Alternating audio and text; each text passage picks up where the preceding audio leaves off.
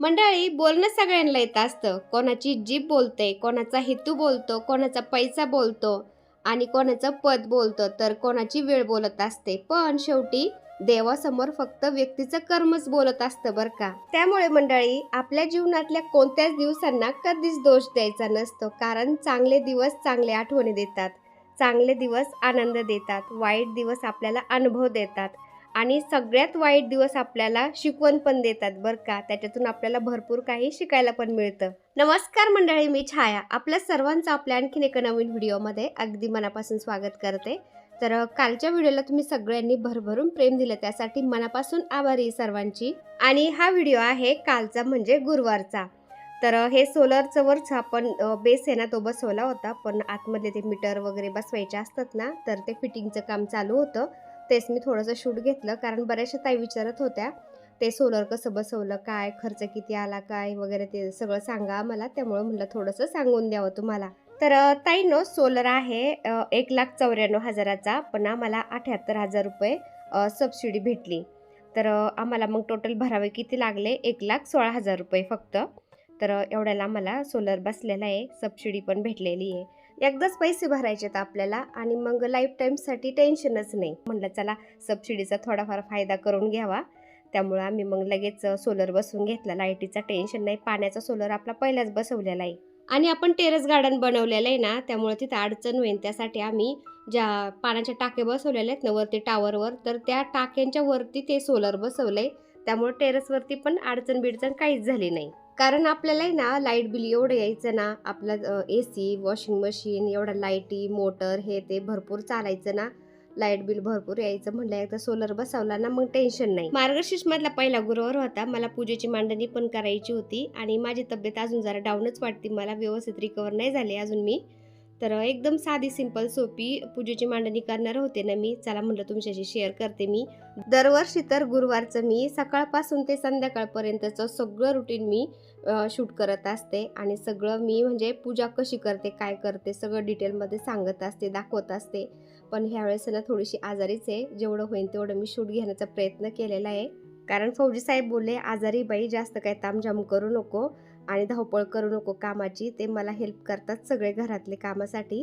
म्हणले निवांत तू पूजेची मांडणी छोटीशी कर, म्हणले लय नको आतबत बसू. तर मग आपली तब्येत पाहूनच आपण केलं पाहिजे ना, त्यामुळे एकदम छोटी सिंपल मी पूजेची मांडणी करणार होते. तर तेच मी तुम्हाला दाखवते आता. तर समया मी प्रज्वलित करून घेतल्या दोन्ही साईड करून चौरंगाच्या. आणि आता तांदळाचं अष्टदल कमल काढून घेतले आणि गणपती बाप्पांना सगळ्या देवांना मी सकाळीच आंघोळ घालून स्थान देऊन मस्त पूजा केलेली ना, त्यामुळं मी काही आता बाकीच्या देवांना खाली घेतलंच नाही. फक्त कलशाची मांडणी करते आणि पूजा करून घेते. तर आपण गणपती बाप्पांना अभिषेक घालायचा असतो, माता लक्ष्मीला अभिषेक घालायचा असतो. तर सकाळी मी फक्त आंघोळ घातली होती देवांना सगळ्या आणि आता हळदी कुंकू वाहून मी पूजा करते. तर मला कसं आहे ना, थोडंसं अशक्तपणा वाटतोय. थोडंसं सारखं असं गोळ्या घेतल्या ना झोपावं असं वाटतं, आराम करावं असं वाटतं.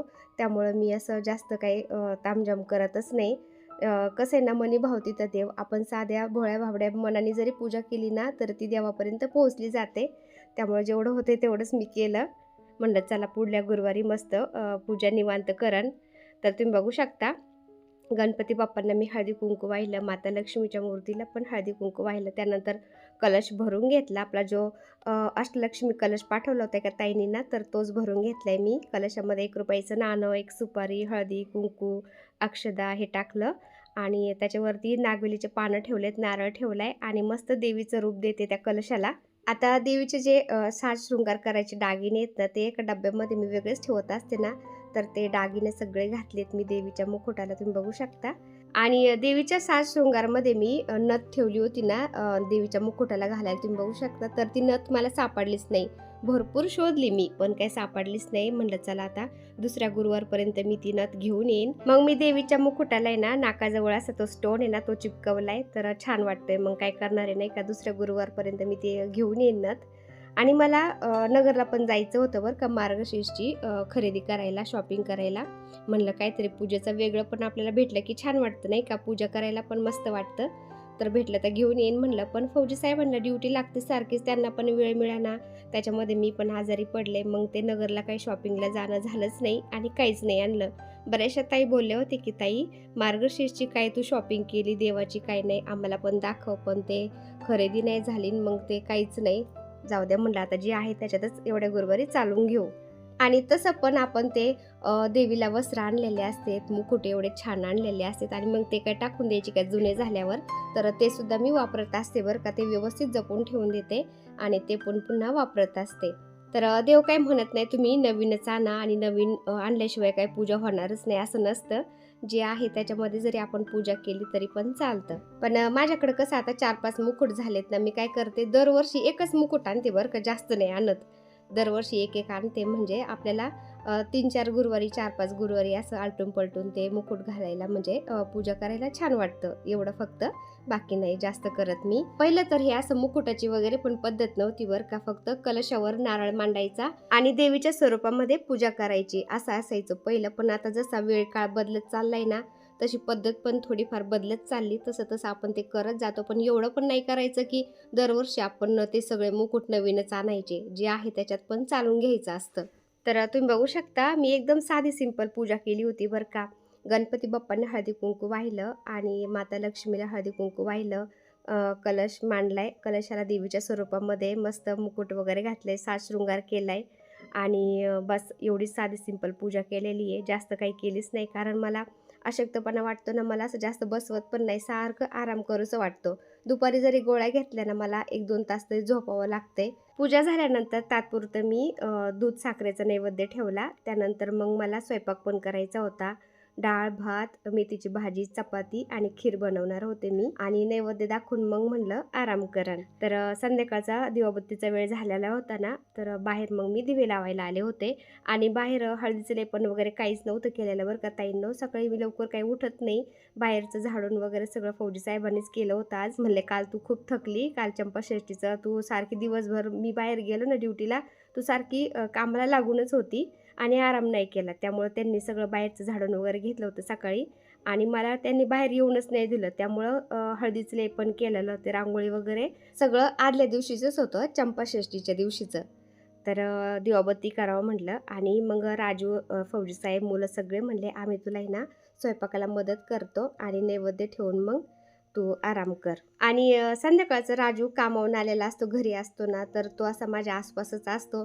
मी दिवाबत्ती करायला लागले ना तो मला दिवाबत्ती करू लागतो. घरामध्ये काही काम करायला लागले ना तर तो मला असं मदत करत असतो. लसूण सोलून देईन, कुठं भाजी निसून देईन, किचनमध्ये पण तुम्हाला असं भरपूर मदत करत असतो. मुलं पण करतात. तर असं आहे, मी आजारी जरी पडले ना सगळ्याकून सगळे मला ते सांभाळून घेतात. आणि आता मला राजू इथं ओरडत होता बरं का, म्हणला थंड हवा सुटली संध्याकाळची, दिवाबत्ती झाली बाहेरची, कशाला टाइमपास करते, चला आतमध्ये. तर आता जेवण झालेत सगळ्यांचे आणि जेवण झाल्यानंतर टेरेसवरती आलो होतो आम्ही, कारण मुलं बोलले की आपल्याला चुलीवरचं मस्त मसाला दूध प्यायचं आहे. तर हे फौजी साहेबांनी चुलीवर दूध तापायला ठेवलंय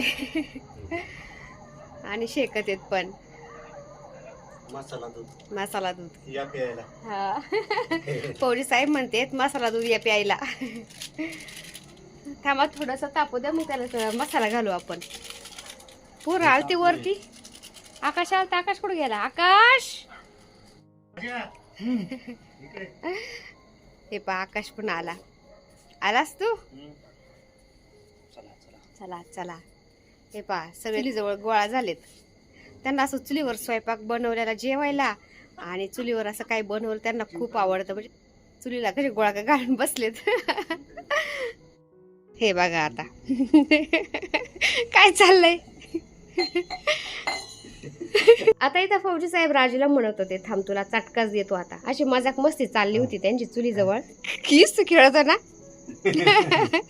लहान पोरग खोडकरच असतं ना, त्याचा खोड्या करते. हा टाका.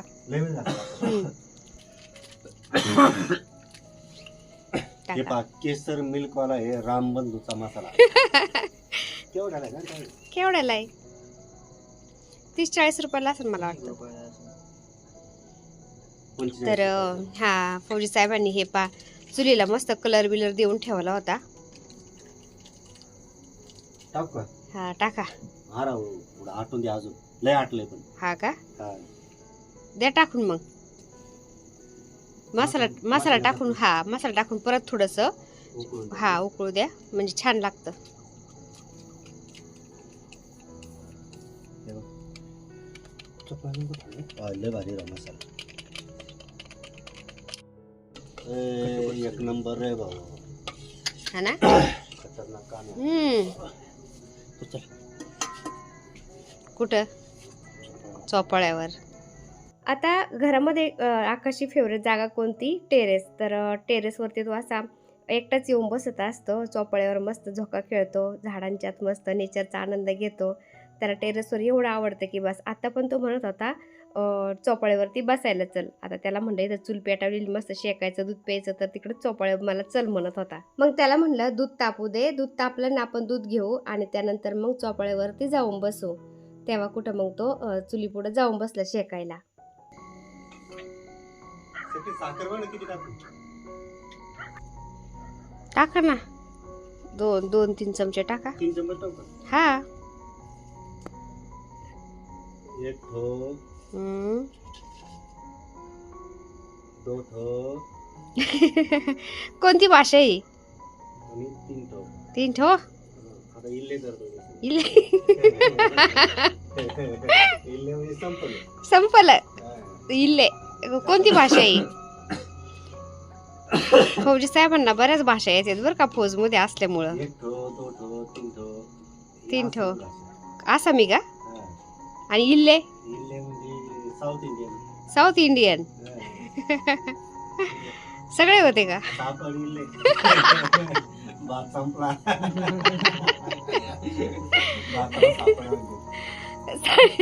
काय म्हणते सापड इल्ले? सापड. भात खाल्ला. जेवण केलं. सापड इल्ले म्हणजे भात खाल्ला.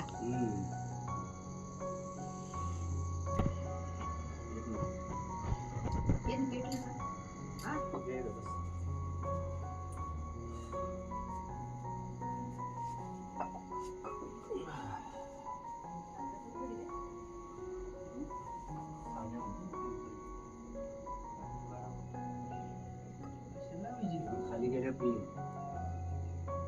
दारू माझ्या दारू झाली.